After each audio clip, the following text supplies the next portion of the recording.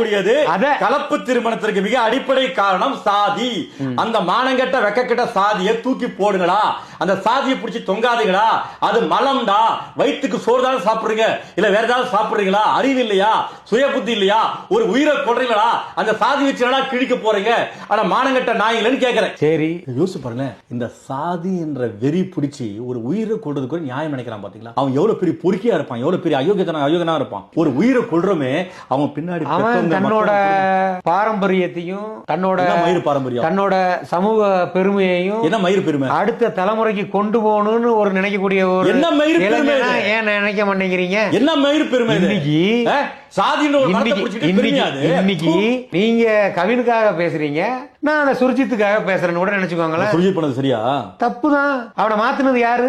அந்த சமூகம் தானே மாத்திருக்கு. கேடுகட்ட மானங்கட்ட எச்சக்கலாத சாதி தான். அந்த சாதி தூக்கி போட்டிருந்தா அந்த பையனுக்கு அந்த வெறி வந்திருக்காது. உங்களுக்கு தெரியுது, அது ஒரு மாற்று சமுதாயம். அந்த சமுதாயத்துக்கும் நம்ம சமுதாயத்துக்கும் ஒத்து வராது.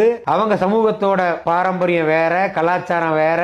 அந்த மாதிரி உங்களுக்கு தெரியாதா? அப்ப நீங்க 2 பொண்ணு கட்டிக்கிட்டீங்க சாதி மாதிரி. இப்ப அந்த பொண்ணு முதல் பொண்ணு முதல்ல ஒரு பொண்ணு மாற்று சமுதாயத்தை பொண்ணு கட்டிக்கிட்டீங்க. அப்ப வாயில விரல் சப்பிந்தீங்க, தெரியாது. ரெண்டாவது பொண்ணு கட்டிக்கிட்டீங்க, அப்ப ரெண்டாவது வாயில சப்பி இருந்தீங்க, அப்பவும் தெரியாது உங்களுக்கு. உங்களுக்கு பட்ட பிறகு தான் தெரியுமா? இப்ப 3வது தேடிங்கிறீங்க.